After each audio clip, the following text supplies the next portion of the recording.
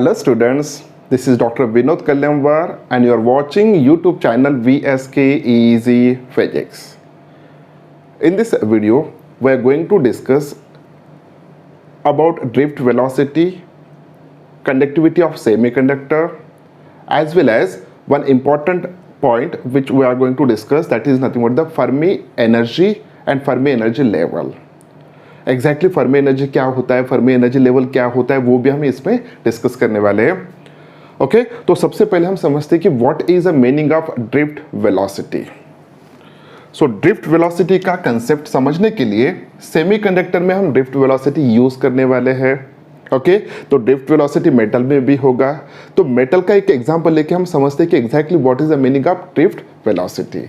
Okay, so first point concept, drift velocity.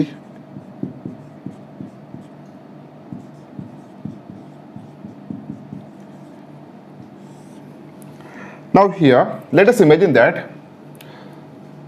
one metal which is made up of copper. The atomic number of copper, it is nothing but the 29, out of which 2 electrons are revolving in a first orbit, 8 electrons are revolving in a second orbit, third orbit में 18 electrons होते हैं और last orbit में 1 electron होता है. यानी copper में जो भी उसका बैलेंस ऑर्बिट है उसमें कितने इलेक्ट्रॉन्स होंगे? 1. ओके, सो अगर हम बात कर रहे हैं कॉपर की, तो कॉपर के बैलेंस इलेक्ट्रॉन्स कितने हैं? हर एक कॉपर एटम में 1 इलेक्ट्रॉन है. अब copper it is a best example of the conductor. और इन केस ऑफ कंडक्टर हमने देखा था कि conduction band and valence band they are overlap. कैसे होते वो? ओवरलैप होते.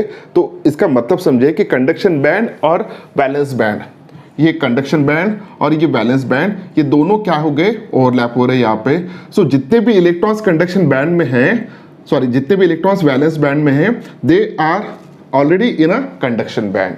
यानी जितने भी इलेक्ट्रॉन्स बैलेंस बैंड में है वो सभी इलेक्ट्रॉन्स फ्री इलेक्ट्रॉन्स है. They can move anywhere inside the crystal. यानी कहने का मतलब सिर्फ एक है कि अगर हम हर एक कॉपर एटम के बारे में सोचते हैं तो कॉपर एटम का जो भी बैलेंस इलेक्ट्रॉन होगा that is not attached with that copper. Okay, so that electron it is free to move anywhere inside that crystal. वो कहीं पे भी घूम सकता है बिकॉज वो बैलेंस इलेक्ट्रॉन कंडक्शन बैंड में आ चुका है, क्योंकि यहाँ पे conduction band and valence band overlap हो चुके हैं. ओके, तो इसके हिसाब से हर एक कॉपर एटम क्रिस्टल को एक फ्री इलेक्ट्रॉन दे रहा है. हर एक कॉपर एटम क्रिस्टल को एक फ्री इलेक्ट्रॉन दे रहा है. Okay, so let us imagine that this free electrons are moving inside the crystal.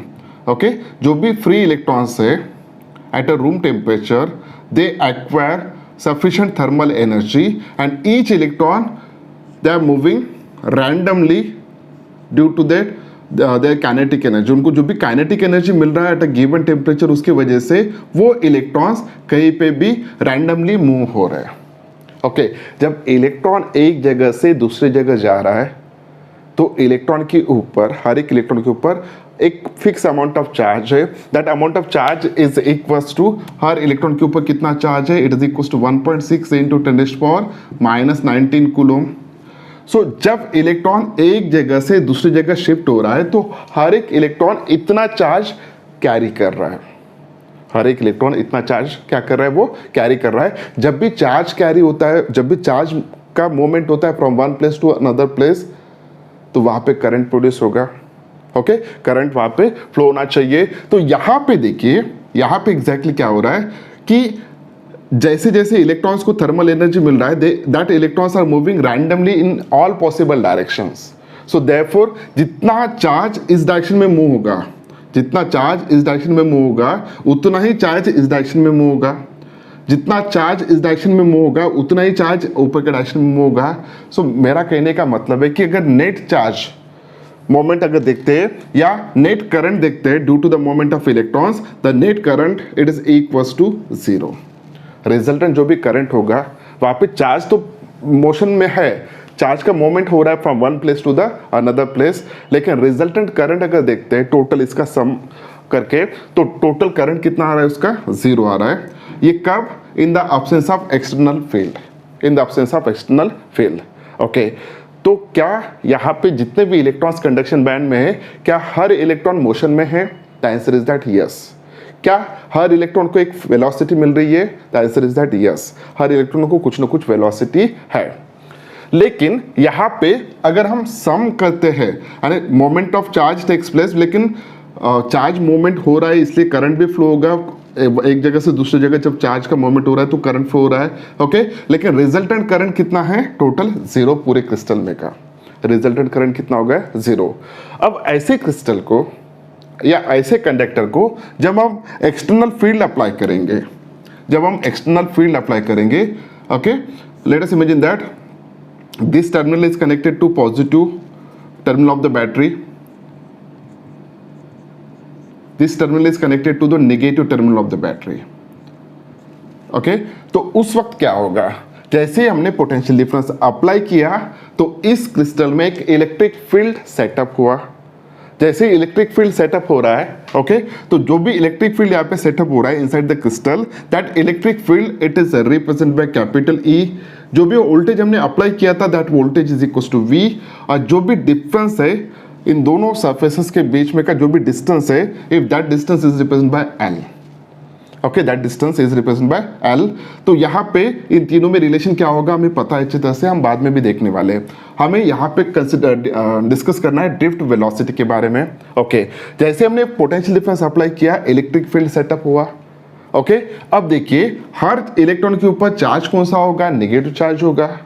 Her electron के ऊपर नेगेटिव चार्ज है। अब हर इलेक्ट्रॉन के ऊपर अगर नेगेटिव चार्ज है तो यहाँ पे ये नेगेटिव चार्ज और नेगेटिव साइड जो भी है, ओके, इन दोनों में क्या होना चाहिए? फोर्स ऑफ रिपल्शन होना चाहिए। इस नेगेटिव इलेक्ट्रॉन और पॉजिटिव साइड में क्या होना चाहिए? फोर्स ऑफ अट्रैक्शन होना चाहिए। यहाँ पे फोर्स ऑफ रिपल्शन और फोर्स ऑफ अट्रैक्शन, इन दोनों के कारण क्या हो रहा है? This electron start moving in this direction, okay. हर एक इलेक्ट्रॉन का एक रिजल्टेंट वेलोसिटी होगा इस डायरेक्शन में। मैं रिजल्टेंट वेलोसिटी की बात कर रहा हूँ, ओके। हर एक इलेक्ट्रॉन थोड़ा थोड़ा ड्रिफ्ट कर रहा है। अरे उनका जो भी बेसिक नेचर है रैंडम मोशन का, ओके, उनका जो भी बेसिक नेचर है रैंडम मोशन का, वो तो हो ही रहा है। रैंडम मोशन इलेक्ट्रॉन को हो ही रहा है। ऐसे नहीं होगा कि आपने पोटेंशियल डिफरेंस जैसे ही अप्लाई कर दिया सभी इलेक्ट्रॉन्स रैंडम मोशन नहीं करेंगे, सभी के सभी इलेक्ट्रॉन्स सीधा इस साइड आ जाएंगे, ऐसा कभी नहीं होगा।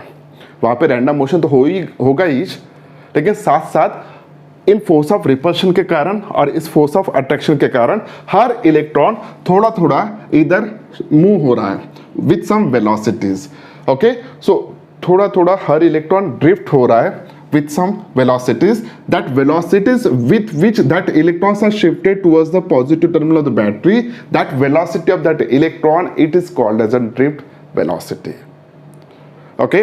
so यहाँ पे देखिए रैंडम मोशन तो उनका हो ही रहा है, लेकिन जैसे जैसे आप पोटेंशियल डिफरेंस अप्लाई कर रहे हैं, ओके, तो पोटेंशियल डिफरेंस के कारण यहाँ पे इलेक्ट्रिक फील्ड सेटअप हुआ। इलेक्ट्रिक फील्ड सेटअप होने के कारण हर electron they are trying to move towards the positive side, okay. तो जो भी पॉजिटिव टर्मिनल है उसकी तरफ वो अट्रैक्ट हो रहे हैं। अब यहाँ पे क्या हो रहा है? साथ साथ उनका रैंडम मोशन चल ही रहा है, लेकिन रैंडम मोशन चलते चलते हर इलेक्ट्रॉन थोड़ा थोड़ा इधर क्या हो रहा है? शिफ्ट हो रहा है।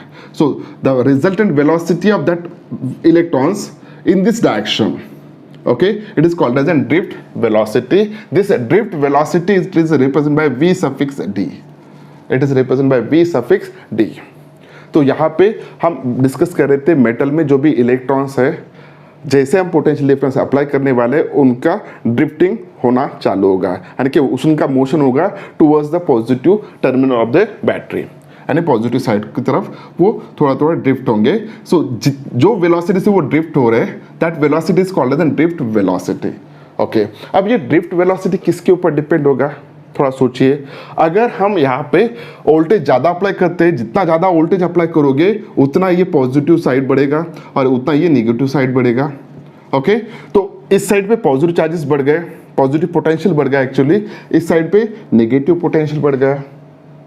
अब आपने ज़्यादा इलेक्ट्रिक फील्ड ज़्यादा वोल्टेज अप्लाई किया, जितना ज़्यादा वोल्टेज अप्लाई करोगे उतना ज़्यादा इलेक्ट्रिक फील्ड सेटअप होगा, और जितना ज़्यादा इलेक्ट्रिक फील्ड सेटअप होगा उतना उन इलेक्ट्रॉन्स का ड्रिफ्ट वेलोसिटी ज़्यादा होना चाहिए, ओके, ज़्यादा से ज़्यादा अट्रैक्शन हो रहा है, ज़्यादा से ज़्यादा रिपल्शन हो रहा है इन दोनों के बीच में, तो उस इलेक्ट्रॉन के ऊपर ज़्यादा फोर्स एक्ट हो रहा है, ज़्यादा फोर्स एक्ट होने के कारण उसका एक्सेलरेशन ज़्यादा होगा। Force is equal to mass into acceleration. Okay, तो यहाँ पे उनकी ड्रिफ्ट वेलोसिटी क्या होना चाहिए, बढ़ना चाहिए। सो ड्रिफ्ट वेलोसिटी यहाँ पे डिपेंड किसके ऊपर होगा, ड्रिफ्ट वेलोसिटी यहाँ पे डिपेंड किसके ऊपर होगा, so drift velocity it is proportional to applied potential difference, ultimately applied जो भी इलेक्ट्रिक फील्ड सेटअप हो रहा है उसके ऊपर। Okay, so drift velocity is proportional to the electric field.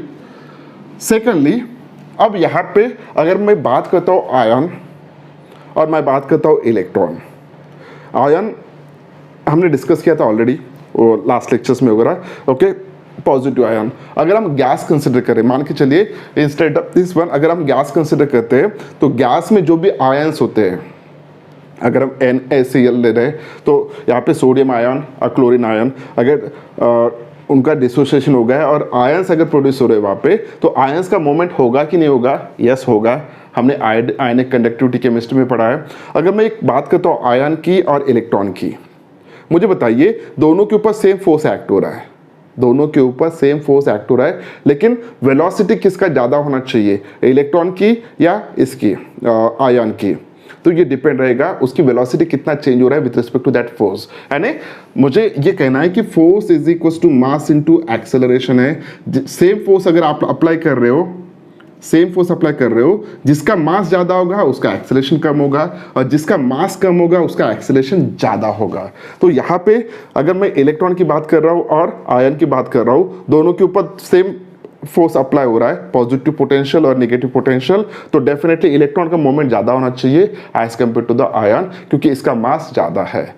तो मुझे ये बताना है कि दोनों में से मोबिलिटी जिसे हम कहेंगे, मोबिलिटी किसकी ज्यादा होना चाहिए, इलेक्ट्रॉन की ज्यादा होना चाहिए। ओके, सो मोबिलिटी जो भी होता है, that mobility of that charge it is represent by mu. अगर वो इलेक्ट्रॉन की मोबिलिटी है तो म्यू सफिक्स ई रिप्रेजेंट करेंगे, mu suffix E, this is the mobility of electron. अब देखिए ड्रिफ्ट वेलोसिटी ये हर एक चार्ज के लिए डिफरेंट होगा, वो किसके ऊपर डिपेंड होगा, वो मोबिलिटी के ऊपर भी डिपेंड होगा। So drift velocity it is also depend on mobility of that charge. तो इन दोनों के बेसिस पे हम कह सकते हैं कि drift velocity it is depends on field applied and mobility, so it is equals to V suffix E into capital E। so ये फॉर्मूला आपको याद रखना है। okay, this is the drift velocity which is equals to mu E into E। Capital E क्या है, electric field जो भी यहाँ पे सेटअप हुआ है। what is the mu E, it is nothing but the mobility of that electron। Okay, ये था ड्रिफ्ट वेलोसिटी अबाउट इलेक्ट्रॉन्स। अगर हम मेटल कंसिडर कर रहे हैं तो जब हम सेमीकंडक्टर की बात करते हैं, ओके, सेमीकंडक्टर में दो टाइप के चार्जेस होते हैं, electrons as well as holes. अब जैसे आप पोटेंशियल डिफरेंस अप्लाई करोगे, मान के चलिए अब कंडक्टर नहीं है, सेमीकंडक्टर है, तो यहाँ पे दो टाइप के चार्ज कैरियर्स होंगे। ओके, सो यहाँ पे इलेक्ट्रॉन्स भी होंगे और होल्स भी होंगे। तो होल्स का मोमेंट होगा कि नहीं होगा, होगा। अगर होल्स है तो holes also drifted towards the negative terminal of the battery, holes are drifted towards the negative terminal of the battery. So यहाँ पे जो भी होल का ड्रिफ्ट वेलोसिटी है, okay, drift velocity of the hole, this is the drift velocity of the electron, it is equals to the mobility of hole into the applied field। क्योंकि दोनों के लिए हमने फील्ड जो भी अप्लाई किया है, फील्ड की वैल्यू सेम है, इलेक्ट्रिक फील्ड की वैल्यू सेम है। अब ये ड्रिफ्ट वेलोसिटी किसके ऊपर डिपेंड होगा, मोबिलिटी के ऊपर होगा। Okay, so mobility of electron और mobility of hole. So drift velocity of the hole it is equals to mobility of hole into applied field। so ये थे formula of the drift velocity of electron as well as drift velocity of hole। okay, तो drift velocity के बारे में हमारा discussion हो चुका है। अब हम फाइंड आउट करते हैं कंडक्टिविटी ऑफ अ सेमीकंडक्टर और उसके बाद हम डिस्कस करेंगे फर्मी एनर्जी के बारे में। कंडक्टिविटी ऑफ सेमीकंडक्टर बहुत इंपॉर्टेंट है, एमसीक्यू पॉइंट ऑफ व्यू इसके ऊपर बहुत सारे क्वेश्चंस आते हैं जनरली कॉम्पिटिटिव एग्जाम में। Okay, so conductivity of semiconductor, फिर से सेमीकंडक्टर की कंडक्टिविटी का फॉर्मूला फाइंड आउट करने से पहले हम कंडक्टिविटी ऑफ मेटल के बारे में डिस्कस करेंगे, क्योंकि मेटल का कंडक्टिविटी के बारे में एक बार डिस्कशन हो चुका है, तो हमें इजी होगा सेमीकंडक्टर की कंडक्टिविटी का फॉर्मूला फाइंड आउट करने के लिए. Okay, now let us imagine that here one metal is there, conductor is there.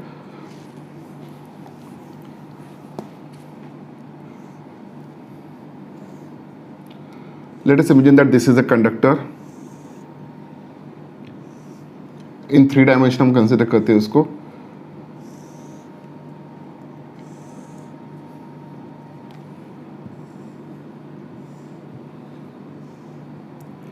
यहाँ पे एक कंडक्टर कंसिडर कर रहे हैं हम. ओके, नाउ इस कंडक्टर में late us imagine that this is made up of copper. This is made up of copper. Okay, so and it is nothing but the density of electrons, the total number of electrons per unit volume. Total number of electrons per unit volume, it is nothing but the density of electron. N is the density of electron. Secondly, let us imagine that mu suffix e, it is nothing but the mobility of electrons. Okay, electron की mobility. N is nothing but the density. This is nothing but the mobility. Again, capital E, it is nothing but the applied potential difference between these two surfaces. इन दो surfaces के बीच में जो भी potential difference हम apply कर रहे हैं, that potential difference is equal to, sorry, जो भी पोटेंशियल डिफरेंस अप्लाई करेंगे that potential difference is a V. जो भी इलेक्ट्रिक फील्ड डेवलप होगा inside the crystal, inside the metal, okay, that is equal to E. इतना electric field वहां पे develop होगा between this two surfaces. Okay, V is applied potential difference. V suffix D, it is nothing but the drift velocity of electron. Okay, अब सिर्फ electron के बारे में discuss करेंगे, तो फिलहाल हम ड्रिफ्ट वेलोसिटी ऑफ इलेक्ट्रॉन ये होगा. सो अगेन इमेजिन दैट जो भी अमाउंट ऑफ करंट यहाँ पे फ्लो होने वाला है, that current it is represent bye I. Again mu suffix E, it is nothing but the mobility of electron. It is nothing but the mobility of electron. Okay, अब यहाँ पे देखिए, sorry, mobility हमने already ले चुके हैं यहाँ पे. Okay, N is the density, mu E is nothing but the mobility of electron. E is nothing but the electric field set up inside this one. V is nothing but the voltage applied across these two surfaces. Okay, V is nothing but the drift velocity. I is nothing but the current. Okay, so इसके basis पे अब यहाँ पे अगर बहुत सारे electrons है, मान के चलिए बहुत सारे इलेक्ट्रॉन्स है. Okay, these electrons are moving, okay, towards this direction. Let us imagine that these electrons are moving towards this direction. This is the negative terminal of the battery. This is the positive terminal of the battery. जब आप potential difference apply करोगे तो electric field setup होगा inside the crystal. अगर electric field setup हो रहा है यहाँ पे, तो मान के चलिए एक सरफेस हम यहाँ पे इमेजिन करते हैं, क्रॉस सेक्शन सरफेस.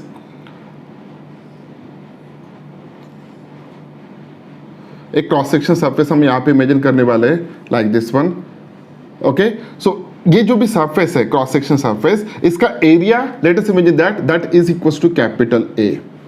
ओके, जो भी सरफेस यहाँ पे हम इमेजिन कर रहे हैं, एक प्लेन, उसमें से जितने भी इलेक्ट्रॉन्स जाने वाले उसके बारे में हमें डिस्कस करना है. तो इसका एरिया कितना है, जो भी सरफेस इमेजिन कर रहे हैं उसका एरिया है A. This is the cross section of this conductor. Okay, अब यहाँ पे देखिए, अगर हम बात करते हैं total number of electrons crossing plane. Okay, इस प्लेन को हमने नाम दे देंगे A. Okay, number of electron crossing plane A per second कितना होना चाहिए, it is equals to number of electrons crossing plane per second कितना होना चाहिए. सो ये डिपेंड किसके ऊपर होगा, ये डिपेंड्स होगा डेंसिटी ऑफ इलेक्ट्रॉन्स. जितने ज़्यादा इलेक्ट्रॉन्स की डेंसिटी होगा उतने ज़्यादा इलेक्ट्रॉन्स वहाँ से क्रॉस करेंगे. अगर पूरे क्रिस्टल में 10-12 ही इलेक्ट्रॉन्स है तो डेंसिटी अगर कम है तो डेफिनेटली यहाँ पे number of electron crossing plane A per second की क्वांटिटी कम होना चाहिए. यानी ये डिपेंड होगा n के ऊपर, that is the density. Second किसके ऊपर डिपेंड होगा, सेकंड डिपेंड होगा ड्रिफ्ट वेलोसिटी के ऊपर. ओके, वेलोसिटी अगर ज़्यादा है इलेक्ट्रॉन्स की तो नंबर ऑफ इलेक्ट्रॉन्स जो भी क्रॉस करे उनकी क्वांटिटी ज़्यादा होगा. अगर वेलोसिटी कम है बहुत तो क्वांटिटी कम होना चाहिए. ओके, उसके बाद डिपेंड होगा क्रॉस सेक्शन एरिया कितना है। एरिया अगर ज़्यादा है तो इलेक्ट्रॉन्स ज़्यादा पास होंगे, एरिया अगर कम है लेते हो तो वो कम पास होंगे। सो इन तीनों के ऊपर डिपेंड होगा। So number of electron crossing plane A per second it is equals to NVD into A. What is the A? Cross section area. What is the drift velocity? This is nothing but the density of electrons. Okay. So यहाँ पे ये होगा total number of electrons crossing plane A per second. एक second में कितने electrons उस plane में से पास हो रहे हैं। अब हर इलेक्ट्रॉन के ऊपर चार्ज होता है, ओके और चार्ज कितना होता है 1.6 × 10⁻⁹ कूलम नेगेटिव चार्ज। ओके तो यहाँ पे जितने इलेक्ट्रॉन्स पास होंगे उसके बेसिस पे हम कितना चार्ज उसमें से पास हो रहा है per second, how much amount of charge is passing और crossing through this plane per second, ये हम फाइंड आउट कर सकते हैं। तो total charge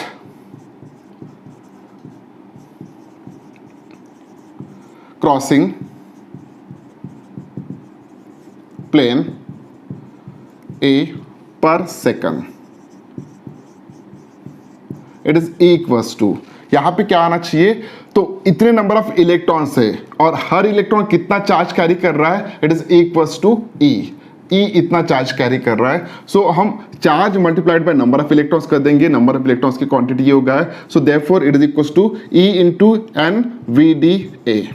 so this is nothing but the total charge crossing plane A per second, it is equals to NVDA।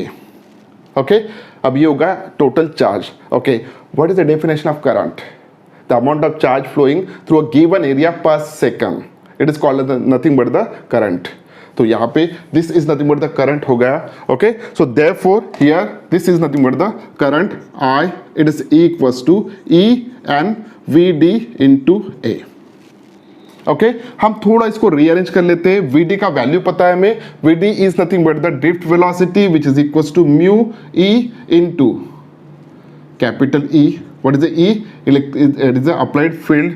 Therefore, VD की value हम यहाँ पे सब्स्टिट्यूट कर देंगे। So I is equals to E into N into A। अब VD की value होगा mu E into capital E। Okay, capital E is nothing but the electric field set up between these two surfaces। एक surface ये होगा और दूसरा surface ये होगा। ओके दो सरफेसेस के बीच में जो भी इलेक्ट्रिक फील्ड डेवलप हो रहा है that is nothing but this E। Okay ये किसके ऊपर डिपेंड होगा, ये डिपेंड होगा कितना वोल्टेज आप अप्लाई कर रहे हो और इन दोनों में का डिस्टेंस कितना है।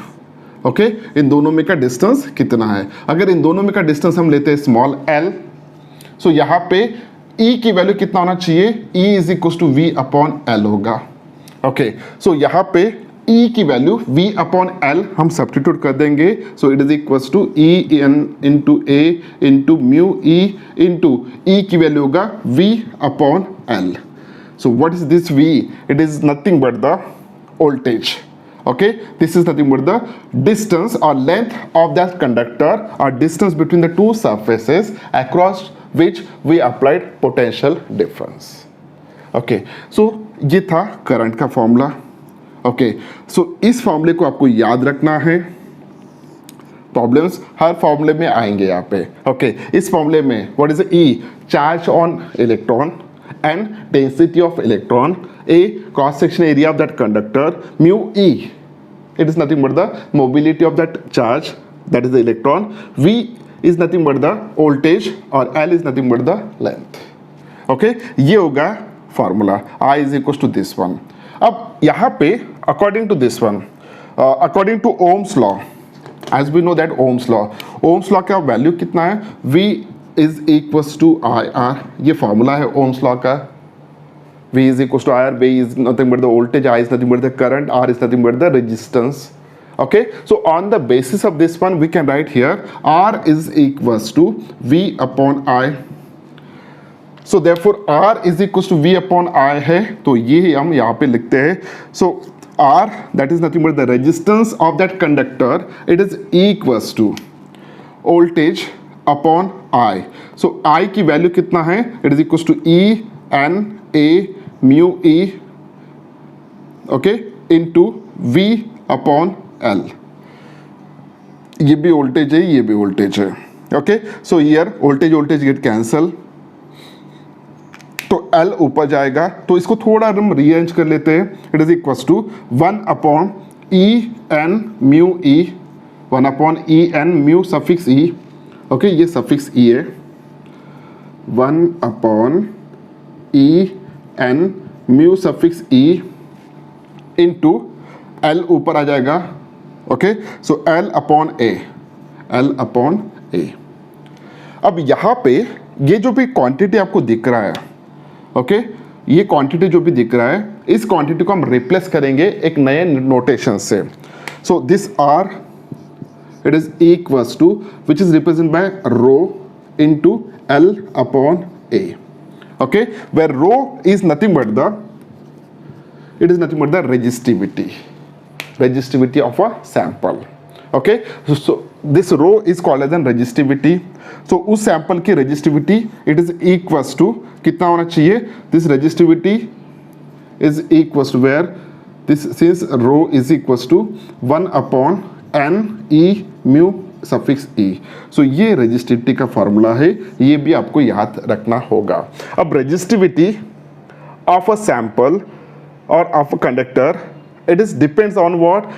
Density of electron, charge on electron और mobility of electron. अब हम अगर जनरलाइज करते हैं ये किसी भी टाइप की चार्ज के लिए, उसकी कंडक्टिविटी कितना होगा? तो resistivity it is depends on the density of the charge on each charge carrier और mobility of that charge particle. इन तीनों के ऊपर वो डिपेंड होगा. That is nothing but the density. Okay, sorry, resistivity इनके ऊपर डिपेंड होगा. सो रेजिस्टिविटी, रेजिस्टेंस, इनमें रिलेशन क्या है ये फॉर्मूला में दे रहा है. इसको थोड़ा हम रीअरेंज करके लिख सकते हैं. सो रो इज इक्वल्स टू यहाँ पे R A upon L.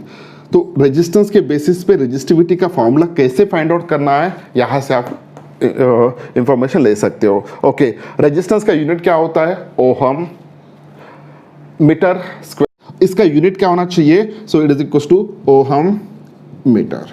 So this is a unit of this resistivity. Okay, उस सैंपल की रेजिस्टिविटी ये किसके ऊपर डिपेंड होगा? डेंसिटी, चार्ज और mobility of that charge particle. Okay, so और एक यहाँ पे जनरल डिस्कशन कर लेते हैं. जैसे कि हमने रेजिस्टिविटी के बारे में डिस्कशन किया, उसी तरह अगर हम कंडक्टिविटी के बारे में बात करते हैं, what is the conductivity? It is nothing but the reciprocal of resistivity. अब resistivity is equal to 1 upon n e mu suffix ई है. ओके, ये वैल्यूज यहाँ पे सब्स्टिट्यूट कर देंगे, तो कंडक्टिविटी का फॉर्मूला क्या आएगा? N e into mu suffix e. So this is nothing but the conductivity of that sample. Okay, so conductivity का यूनिट क्या होगा? It is nothing but the siemens per metre. Okay, so it is the siemens per metre. ये unit होगा conductivity का. Okay, resistivity का unit ohm metre, ये siemens per metre है. Okay, so this is nothing but the discussion about the conductivity of conductor. Okay, हमें discuss क्या करना था? कंडक्टिविटी ऑफ सेमीकंडक्टर का करना था. ये इंपॉर्टेंट इसलिए है कि इसी के बेसिस पे हम with in 5 minutes conductivity of semiconductor का फॉर्मूला निकाल सकते हैं. ओके, कैसे निकालेंगे देखिए. अब जैसे कि नोटेशन ये है, उसी तरह हम नोटेशन सेमीकंडक्टर के लिए यूज करने वाले हैं. अगर ये सेमीकंडक्टर होता, मान के चलिए, अब मेटल के बारे में सोचना छोड़ दीजिए, अब ये समझिए कि ये है सेमीकंडक्टर. क्या है वो? सेमीकंडक्टर है. ओके, सेमीकंडक्टर में और मेटल में मेजर डिफरेंस क्या है? सेमीकंडक्टर और मेटल में डिफरेंस ये है कि दोनों में अगर हम कंपेयर करते हैं तो मेटल में सिर्फ one type of charge carriers है, that is the electrons. In case of semiconductors, there are 2 types of charges are there, electrons as well as holes. Okay, holes की वजह से भी करंट फ्लो होता है और इलेक्ट्रॉन की वजह से होता है. हमने ऑलरेडी बेसिक डिस्कशन में किया था how the hole current takes place. Okay, उसी तरह अगर यहाँ पे हम डिस्कस करते हैं, अगर ये करंट के बारे में डिस्कस करते, कंडक्टिविटी ऑफ सेमीकंडक्टर के बारे में अगर डिस्कस करना है, तो यहाँ पे देखिए टोटल करंट जो भी फ्लो होगा inside the semiconductor, that total current it is nothing but the current due to electrons plus current due to holes. Total current inside the semiconductor it is equals to current due to electrons plus current due to the holes होगा. Correct है. अब यहाँ पे current due to electrons का formula हमें पता है, that is nothing but this one. Okay, so ये एज इट इज मैं लिखता हूँ, it is equals to E into N into V suffix D into A. Okay, this is the current due to the electrons plus current due to the holes. अब यहाँ में कुछ quantities हमें assume करना है, जैसे कि होल के ऊपर कितना चार्ज होता है, जितना इलेक्ट्रॉन के ऊपर होता है उतना ही होता है, सिर्फ हम वहां पे पॉजिटिव लेते हैं और इलेक्ट्रॉन के ऊपर नेगेटिव लेते हैं. सो चार्ज मैं उसे रिप्रेजेंट करूंगा. Okay, what was N, N क्या था, N nothing but the density of electrons. अब यहाँ पे अगर सेमीकंडक्टर कंसिडर कर रहे हैं तो यहाँ पे इलेक्ट्रॉन के साथ साथ होल्स भी होंगे. Okay, so let us imagine that in case of this one P is a density of holes. This P is a density of holes, N is a density of electrons. Okay, so this VDE, this is the drift velocity of electron था, तो उसी तरह drift velocity of hole आएगा. So VDH, that is the drift velocity of the hole into A. That A is nothing but the cross section area. Okay, अब यहाँ से charge दोनों के ऊपर सेम है, दोनों का मोमेंट जो भी होगा सेम एरिया से क्रॉस होंगे, भले ही इलेक्ट्रॉन्स इस डायरेक्शन में मूव होंगे और होल्स इस डायरेक्शन में मूव होंगे. देखिए इलेक्ट्रॉन्स जो भी होते हैं they are moving towards this one from negative to positive side, whereas the holes are moving from positive side to negative side. यहाँ पे तो प्रॉब्लम हो रहा है, ऐसा लग रहा होगा आपको कि इलेक्ट्रॉन्स इस साइड जा रहे हैं, होल्स इस साइड जा रहे हैं. ओके, होल्स इस साइड, इलेक्ट्रॉन्स इस साइड, लेकिन इसमें रिजल्टेंट करंट जो भी होगा दोनों के वजह से सेम डायरेक्शन में मूव होगा. द करंट का डायरेक्शन जो भी होना चाहिए it is nothing but the in this direction, sorry in this case it is in this direction. जो भी होल का डायरेक्शन होता है वही इसका डायरेक्शन होता है. ओके, सो दोनों की वजह से करंट जो भी फ्लो होने वाला है उसी का डायरेक्शन यही होगा, यानी आई एच का डायरेक्शन ये होगा और आई ई का डायरेक्शन भी ये होगा, opposite to the moment of electron. Okay, so यहाँ पे charge on electrons, charge on hole same रहेगा quantity. Density of electrons, density of the holes, this is the drift velocity of electron, this is the drift velocity of the hole, this is the area. Okay, इसमें से हम common क्या निकाल सकते हैं, हम common निकाल सकते हैं ई को. Okay, so it is equals to N into VDE plus PVDH into A. Okay, so this is nothing but the formula of the current. अगर आपको ड्रिफ्ट वेलोसिटी दिया है इलेक्ट्रॉन का, होल का, अगर आपको होल का कॉन्सेंट्रेशन दिया है और होल्स इलेक्ट्रॉन का कॉन्सेंट्रेशन दिया है, आपको क्रॉस सेक्शन एरिया दिया है और चार्ज दिया है, तो आप उसमें से कितना करंट फ्लो हो रहा है वो आप फाइंड आउट कर सकते हो. ओके, ये था formula related with the current, हमने इसके बेसिस पे फाइंड आउट किया. अब उसी तरह हम यहाँ पे रेजिस्टिविटी का फॉर्मूला फाइंड आउट कर सकते हैं. सो रेजिस्टिविटी का फॉर्मूला क्या था, सो रेजिस्टिविटी का formula in case of this one it is equal to 1/n E into mu E. What is the mu E? It is the mobility of electron. N is the density of electrons and this E is nothing but the charge. तो यहाँ पे थोड़ा modify होगा formula, बाकी आप as it is find out कर सकते हो. सो यहाँ पे क्या मॉडिफाई होगा, देखिए चार्ज जो भी है वो कॉमन लिया जाएगा, चार्ज को हमने कॉमन निकाल लिया.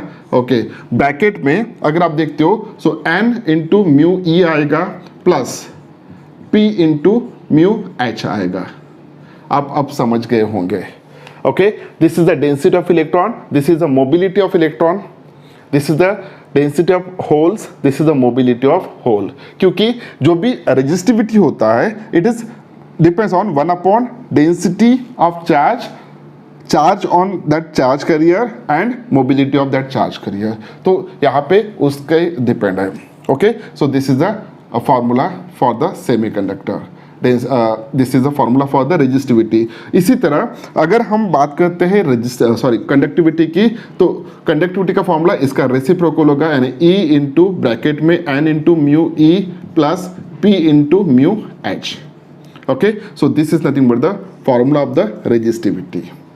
ओके, रेजिस्टिविटी का यूनिट क्या होगा? This is the unit of conductivity, this is the resistivity. Resistivity का यूनिट क्या होगा? It is ohm metre.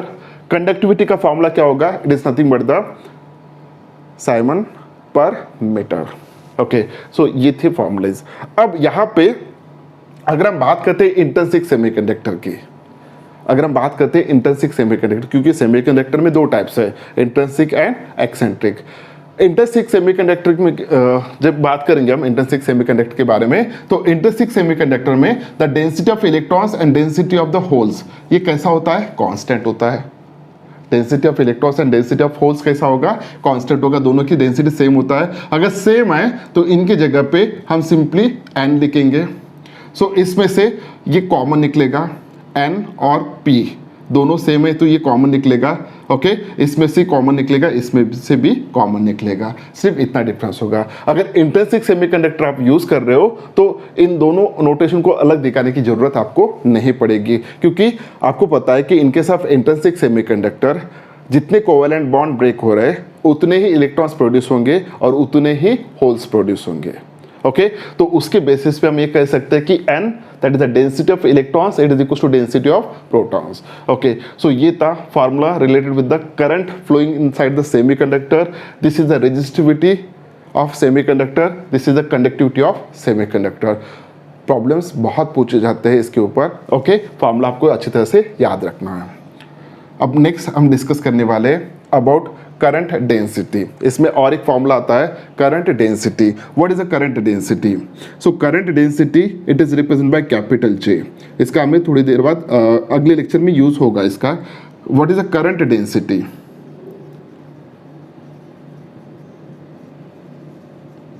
Okay, what is the current density? So current density is nothing but the amount of current flowing per unit area, amount of current flowing per unit area through the crystal. Okay, तो एक unit area में से कितना current flow हो रहा है, that is nothing but the current density.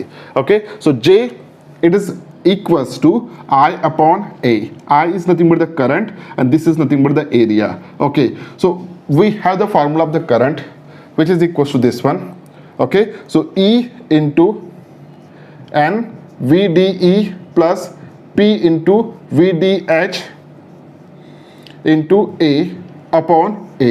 So this A get cancel. So J is equals to, that is the current density is equals to E into bracket में N VDE plus P into VDH. Okay, अब ये क्या है? What is the VDE? So VDE is nothing but the mobility of electron. This is the mobility of hole. Okay, so यहाँ पे थोड़ा हम rearrange कर सकते हैं। कैसे? क्या मैं इसको VDE की जगह पे म्यू इलेक्ट्रॉन इंटू E लिख सकता हूँ? यस, लिख सकते हैं। VDH की जगह पे म्यू H इंटू E लिख सकता हूँ? यस, लिख सकते हैं। तो J is equals to E into N mu E plus P mu H into capital E. Okay, what is this one? This one is nothing but the mobility of electron. This is the mobility of hole. Okay, into the applied electric field. अब E into this bracket, E into bracket. Okay, तो ये कैसा है? Same है और इसकी पूरी value कितना है? सिग्मा है। So therefore we can write here E into this bracket is nothing but the sigma into E. So J is equals to, final equation यहाँ पे लिख रहा हूँ। So J is equals to sigma into E और J is equals to 1 upon rho into E. So J is nothing but the current density, amount of current flowing per unit area. It is equals to its conductivity multiplied by applied field. यहाँ पे बहुत सारे formulas आ रहे हैं, सभी formulas बहुत important है। Okay, so J is equals to sigma into E और J is equal to 1 upon rho into E। तो ये होगा करंट डेंसिटी का फॉर्मूला।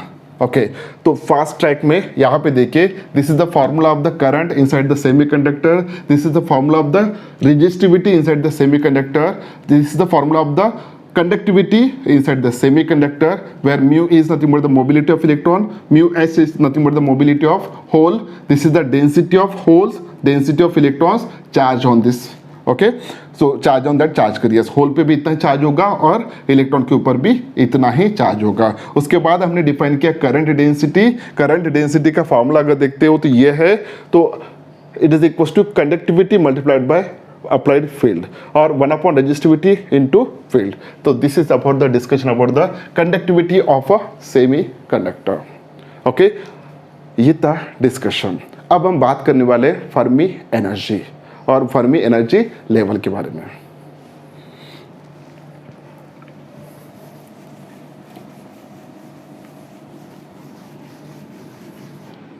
नेक्स्ट टॉपिक जो भी है, it is nothing but the Fermi energy and Fermi energy level.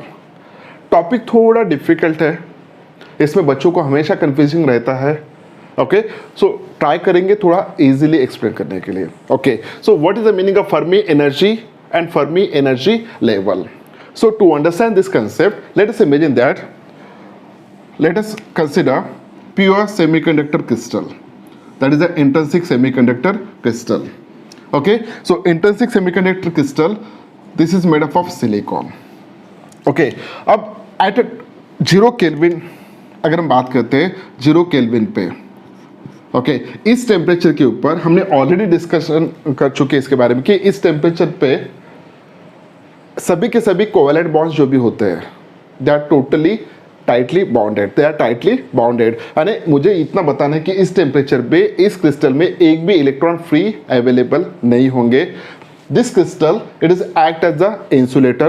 पहले के वीडियो में हमने ऑलरेडी इसके बारे में डिस्कशन कर चुके हैं।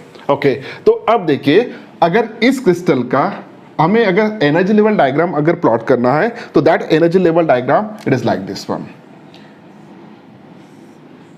This one is a conduction band, this one is a valence band. Conduction band क्या होता है, वैलेंस बैंड क्या होता है, इसके बारे में हमने ऑलरेडी डिस्कशन कर चुके हैं। ओके अब यहाँ पे देखिए, इस टेम्परेचर पे सभी के सभी कोवेलेंट बॉन्ड्स टाइटली बाउंडेड है। ओके एक भी इलेक्ट्रॉन इसमें फ्री नहीं है, तो इसका मतलब है कि valence band is totally filled and conduction band is totally empty. Okay so these are the energy states which are called as in quantum states available for electrons in a valence band. These are the quantum states or energy states which can be available for the electrons in a conduction band. इतने available हो सकते हैं। Okay इतने available हो सकते हैं। अब जैसे जैसे हम टेम्परेचर बढ़ाएंगे क्रिस्टल का, जैसे जैसे हम उस सेमीकंडक्टर क्रिस्टल का टेम्परेचर बढ़ाते हैं, वैसे वैसे इलेक्ट्रॉन्स थर्मल एनर्जी एक्वायर कर रहे हैं। अगर उनको सफिशिएंट थर्मल एनर्जी मिलता है तो वो कोवेलेंट बॉन्ड ब्रेक कर देगा जिसमें वो एंगेज है अभी। ओके अगर वो कोवेलेंट बॉन्ड ब्रेक करता है तो वो इलेक्ट्रॉन फ्री हो जाएगा। अगर इलेक्ट्रॉन फ्री हो रहा है क्रिस्टल में, अगर इलेक्ट्रॉन फ्री हो रहा है तो हम ये कह सकते हैं कि एक इलेक्ट्रॉन वैलेंस बैंड में से कंडक्शन बैंड शिफ्ट हो रहा है, एक इलेक्ट्रॉन वैलेंस बैंड में से कंडक्शन बैंड शिफ्ट हो रहा है। अब वो इलेक्ट्रॉन जो भी शिफ्ट हो रहा है एग्जैक्टली वो कहाँ पे जाएगा, कौन से एनर्जी स्टेट पे जाएगा, ओके वो डिपेंड रहेगा किसके ऊपर, वो हम डिस्कस करेंगे। Late us imagine that this is one energy state. Okay एक एनर्जी स्टेट है जिसकी एनर्जी है कैपिटल ई, जिसकी एनर्जी है कैपिटल ई। तो क्या वो इस एनर्जी स्टेट में आ सकता है क्या? जो भी इलेक्ट्रॉन यहां से आ रहा है क्या वो इस एनर्जी स्टेट में आ सकता है क्या? अगर आ सकता है तो इसकी प्रोबेबिलिटी कितना है? ओके अब थोड़ा वही एक ही इलेक्ट्रॉन के बारे में ना सोचते हो, ऐसा इमेजिन कीजिए कि यहाँ से करोड़ों इलेक्ट्रॉन्स, करोड़ों कोवेलेंट बॉन्ड ब्रेक हो रहे हैं, करोड़ों इलेक्ट्रॉन्स वैलेंस बैंड में से कंडक्शन बैंड में शिफ्ट हो रहे हैं। ओके अब यहाँ पे प्रोबेबिलिटी कितना होगा इलेक्ट्रॉन की कि वो ये एनर्जी स्टेट एक्वायर करेगा? कितनी प्रोबेबिलिटी है? What is the meaning of probability? जैसे कि हमें पता है अगर हम एक कॉइन है हेड एंड टेल, अगर उसको हम टॉस करते हैं तो हेड आने की प्रोबेबिलिटी कितना होगा? 50%। ओके टेल आने की प्रोबेबिलिटी कितना होगा 50%। प्रोबेबिलिटी हम जनरली किससे रिप्रेजेंट करते हैं, यहाँ पे 1 अगर प्रोबेबिलिटी आती है किसी का तो इसका मतलब है 100%। अगर प्रोबेबिलिटी की वैल्यू 0 आ रहा है इसका मतलब है, अगर प्रोबेबिलिटी की वैल्यू 0.5 आ रहा है इसका मतलब है 50%, like this one, 0% 100%। Okay, so यहाँ पे इतनी एनर्जी का एक क्वांटम स्टेट यहाँ पे, एनर्जी स्टेट यहाँ पे अवेलेबल है कंडक्शन बैंड में at a given temperature, at a given temperature, at a given temperature. ये एनर्जी स्टेट ये फील्ड होगा, एनर्जी स्टेट फील्ड होगा, यानी वहाँ पे एक इलेक्ट्रॉन आएगा या एक इलेक्ट्रॉन इतनी एनर्जी वो एक्वायर करेगा इस क्वांटम कंडक्शन बैंड में। इसकी प्रोबेबिलिटी कितना है, that is given by one formula, that formula is nothing but this one. So formula it is nothing but the F of E, okay, F of E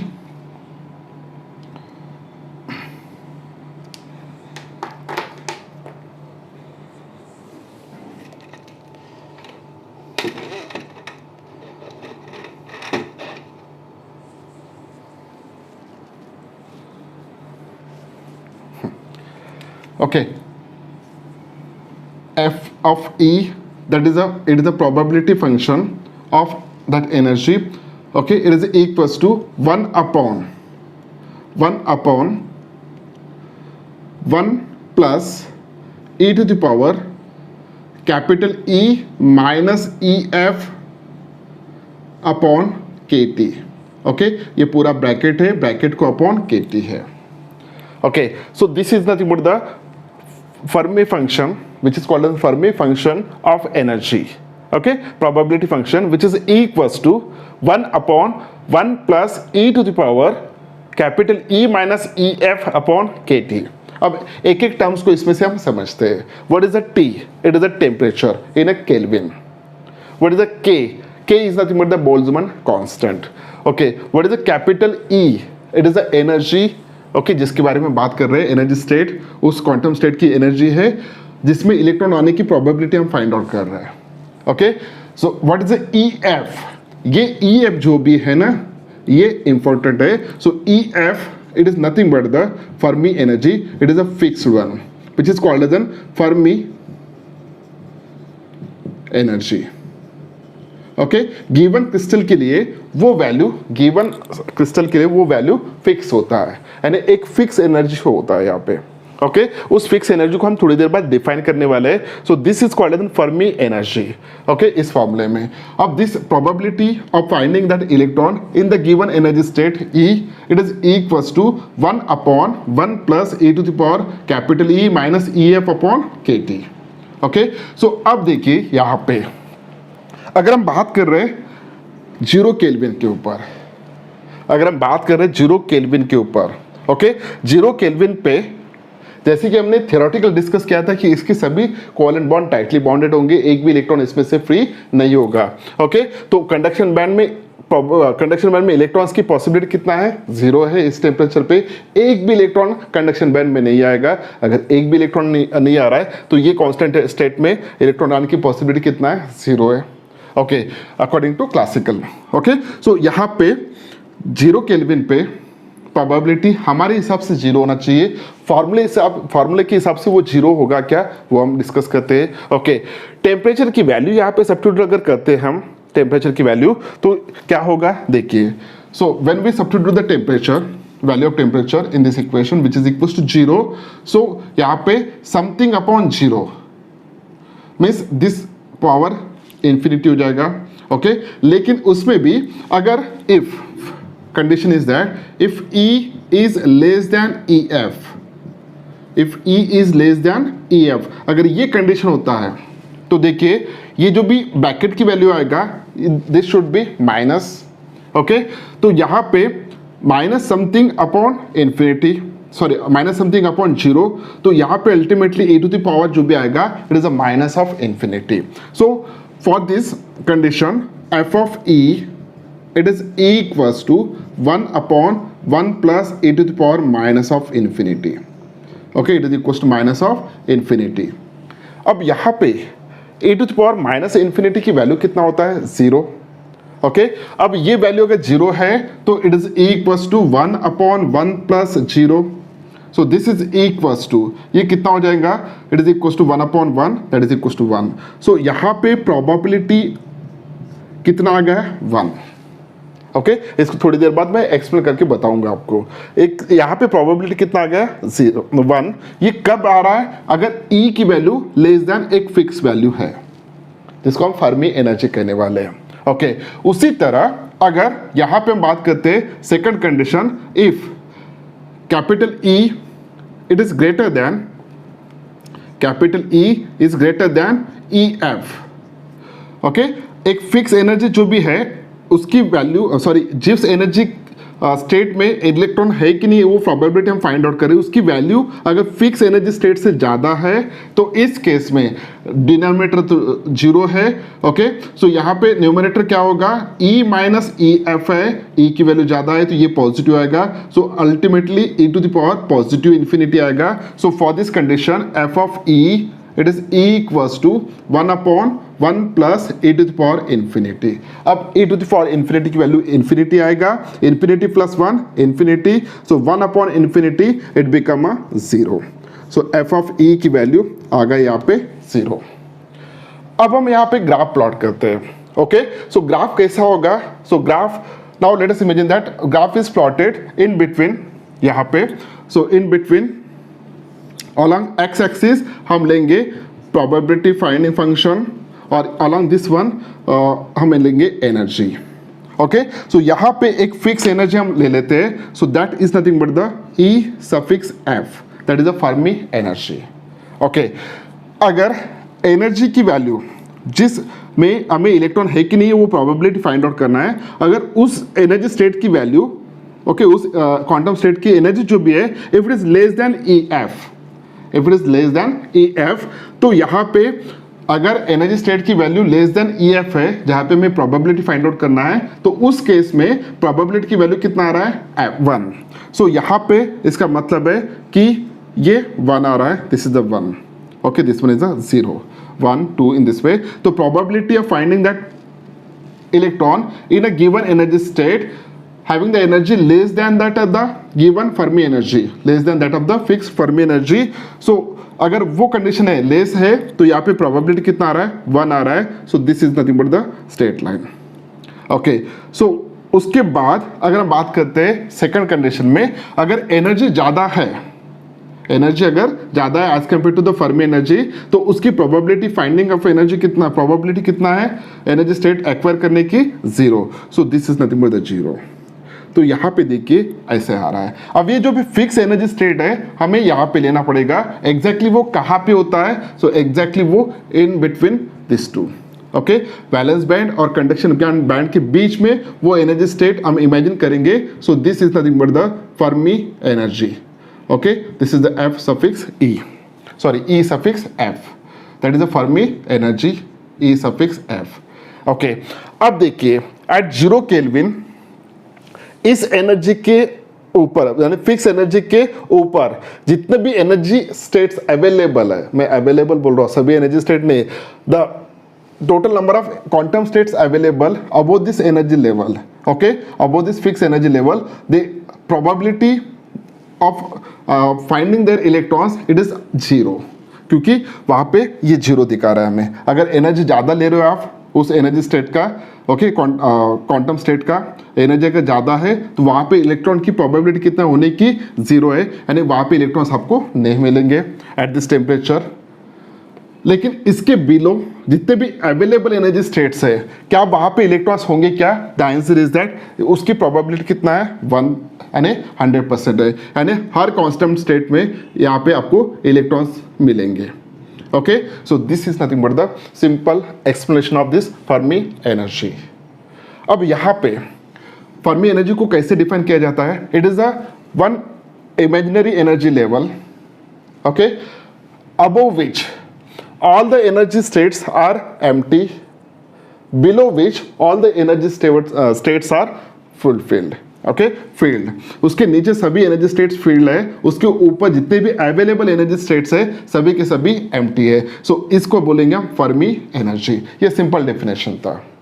okay अब यहाँ पे अगर हम बात करते हैं, जो भी हमने डिस्कशन किया है 0 केल्विन पे किया है, अगर हम टेम्परेचर की वैल्यू बढ़ाते हैं थोड़ा, ओके, मान के चलिए एट ए गिवन टेम्परेचर T, तो इस टेम्परेचर पे ये वैल्यू पॉजिटिव रहेगा, ओके। अब ये वैल्यू अगर पॉजिटिव आता है तो ये वैल्यू जो भी होगा ये थोड़ा कम होगा और ये इसकी वैल्यू थोड़ा ज़्यादा आएगा। तो यहाँ पे देखिए, और जो भी वैल्यू आता है ना प्रोबेबिलिटी फाइंडिंग की, it is nothing but the almost equals to, या मल्टीप्लिकेशन करके, इससे मल्टीप्लाई करके इतनी वैल्यू आएगा K into T. K it is a Boltzmann constant, T is nothing but the temperature. तो यहाँ पे इस केस में अगर हम एट हाइयर टेम्परेचर बात करते हैं तो ये ग्राफ कैसे आएगा वो भी देख लीजिएगा। So graph is like this one at higher temperature. So this is the fix energy, that is the EF। यहाँ पे along this y direction, x direction E ले रहे, along this direction it is the F of E ले रहे, okay.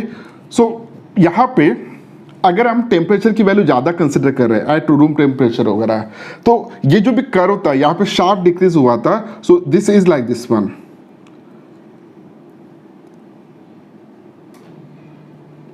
थोड़ा decrease होगा और उसके बाद इस साइड जीरो होगा, हाइयर एनर्जी स्टेट जीरो होगा। So this is nothing but the Fermi energy, okay. सो हम जो भी डिफिनेशन कर रहे थे कि उसके अबो सभी एनर्जी स्टेट एम्प्टी होंगे, उसके नीचे सभी अवेलेबल एनर्जी स्टेट फुलफिल होंगे, ये 0 केल्विन पे लिए ठीक है। लेकिन जैसे जैसे टेम्परेचर बढ़ेगा वैसे वैसे इस फिक्स एनर्जी लेवल के ऊपर भी इलेक्ट्रॉन्स हो सकते हैं, लेकिन उनकी प्रोबेबिलिटी कितना है वो आपको यहाँ पे रिप्रेजेंट कर रहा है। This is the 1, okay. तो हो सकता है 10% है, 5% है, लाइक दिस वन प्रोबेबिलिटी यहाँ पे दिखा रहा है, ओके। सो इधर इलेक्ट्रॉन न होने की भी प्रोबेबिलिटी आपको 1 नहीं है। इस साइड अगर देखते हो आप ये 90% है, अगर 90% है तो इस फिक्स एनर्जी स्टेट के नीचे इलेक्ट्रॉन न होने की चांसेस भी यहाँ पे है। सो this is about the Fermi energy and Fermi energy level, okay. अगर हम बात करते हैं इंट्रिंसिक सेमीकंडक्टर के बारे में हमने डिस्कस किया है, अगर एक्सट्रिंसिक सेमीकंडक्टर के बारे में बात करते हैं तो फर्मी एनर्जी लेवल कहाँ पे होगा उसको भी हम 2 मिनट में डिस्कस कर लेते हैं, ओके। ये इंपॉर्टेंट था कंसेप्ट। अगर हम बात करते हैं एन टाइप सेमीकंडक्टर की, तो एन टाइप सेमीकंडक्टर में फर्मी एनर्जी लेवल कहाँ पे होता है? अगर हम बात करते हैं एन टाइप सेमीकंडक्टर की, ओके, एन टाइप सेमीकंडक्टर की, तो एट 0 केल्विन जो भी सिचुएशन होगा in case of N type semiconductor, वो देखिए कि एन टाइप सेमीकंडक्टर क्रिस्टल बनाने के लिए हम पेंटावैलेंट इंप्योरिटी एटम डोप कर रहे हैं, ओके। हर पेंटावैलेंट इंप्योरिटी एटम क्रिस्टल को क्या दे रहा है? एक इलेक्ट्रॉन दे रहा है। अब जो भी इलेक्ट्रॉन दे रहा है वो इलेक्ट्रॉन ऑलमोस्ट फ्री है, ओके, वो इलेक्ट्रॉन ऑलमोस्ट फ्री है। अब ऐसे इलेक्ट्रॉन्स जिनको हम कहेंगे डोनर इलेक्ट्रॉन्स, तो इन डोनर इलेक्ट्रॉन्स की एनर्जी थोड़ा ज़्यादा होता है as compare to the electrons which are present in a covalent bond, उनसे थोड़ी एनर्जी ज़्यादा होता है। तो ऐसे इलेक्ट्रॉन्स को हम यहाँ पे रिप्रेजेंट करेंगे। These are the energy of that donor electrons which are donated by this pentavalent impurity atoms, okay. ये कंडक्शन बैंड और वैलेंस बैंड के बीच में आएंगे, just below the conduction band, okay. अब इस एन टाइप सेमीकंडक्टर के लिए अगर ये डोनर लेवल है, तो अगर हमें फर्मी एनर्जी लेवल डिफाइन करना है तो फर्मी एनर्जी लेवल इस डोनर लेवल और कंडक्शन बैंड का जो भी लोअर एनर्जी लेवल है इनके बीच में वो होगा। This is nothing but the Fermi energy, okay, this is nothing but the Fermi energy E suffix F. So ये जो भी है this is the donor level energy level, this is the Fermi energy. So Fermi energy level कहाँ मिल रहा है आपको n type semiconductor में? It is just below the conduction band, just below the conduction band. अगर हम बात करते हैं पी टाइप सेमीकंडक्टर में, पी टाइप सेमीकंडक्टर के बारे में, so in case of p type semiconductor, in case of p type semiconductor हम ट्राइवेलेंट इंप्योरिटी एटम डोप कर रहे हैं। हर ट्राइवेलेंट इंप्योरिटी एटम क्या कर रहा है? क्रिस्टल से एक इलेक्ट्रॉन ले रहा है और क्रिस्टल में क्या क्रिएट कर रहा है? होल क्रिएट कर रहा है।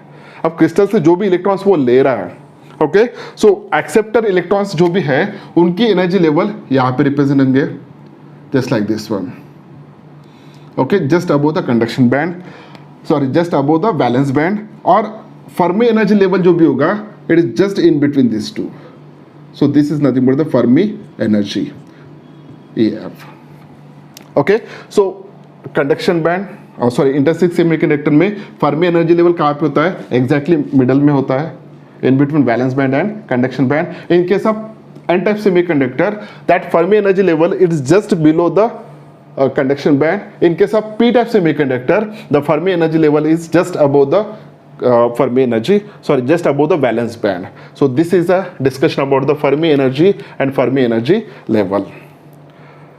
ओके सो ये जो भी था ये कंसेप्चुअल था बहुत सारा, और यहाँ पे हमने जितना ऊपर डिस्कशन कर सकते थे उतना हमने इसे यहाँ पे डिस्कशन किया about the Fermi energy and Fermi energy level.